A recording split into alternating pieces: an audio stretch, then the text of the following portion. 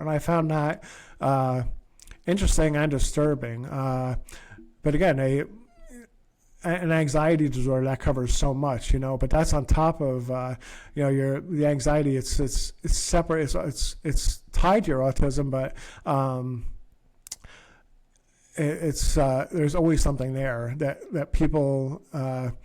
There's a need for medication. There's a need for intervention sometimes. So these people are facing real problems, and it's something that plays out in an individual environment. It's something that plays out in a family environment. It's something that we always have to be mindful of.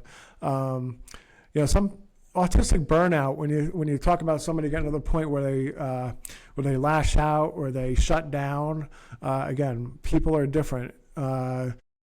They have their own protective mechanisms.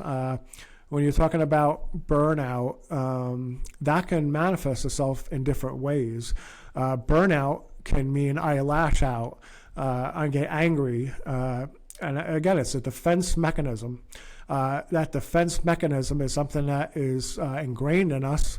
We've learned that this is how we cope with things. When we're younger, and not all of us deal with it that way. Some of us lash out, some of us shut down. You kind of dissolve the situation. You are not going to take part in this anymore until you self-regulate, until you get to the point where you can kind of level out your stress level, and you can get back to the point where you can function again. So how we deal with it, the method that we deal with it is important. Autistic people are shy by nature, so a shutdown could just, it's not somebody lashing out. That's kind of what they call a quiet burnout, quiet autistic burnout, because they're burned out, but they just kind of shut down. They're regulating, and they're going to get back in the game when they can, but until then, they're off the grid. But again, you're less likely to notice that than somebody who lashes out. Somebody that lashes out and attacks and goes kind of on the offensive. Again, it's the same defense mechanism. It's just manifesting itself in a different way.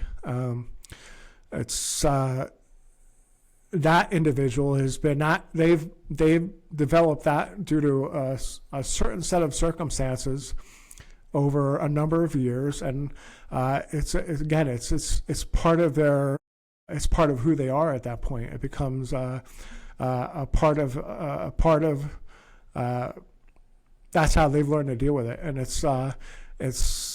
once you get one way or the other, that's kind of the way it stays. It's hard to retrain yourself at that point to be different.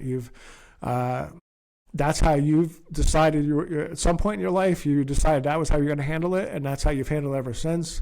It's hard to go back and redraw that map.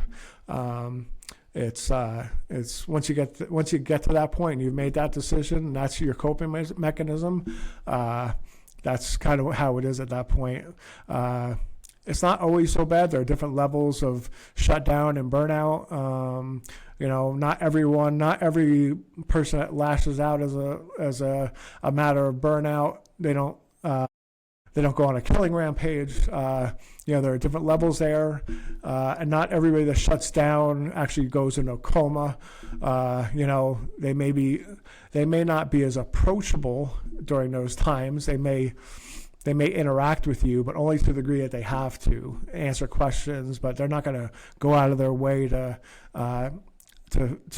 initiate conversations, or they're not going to go do anything that is going to require more mental energy that they know they have at that point. And that's kind of where it is with that.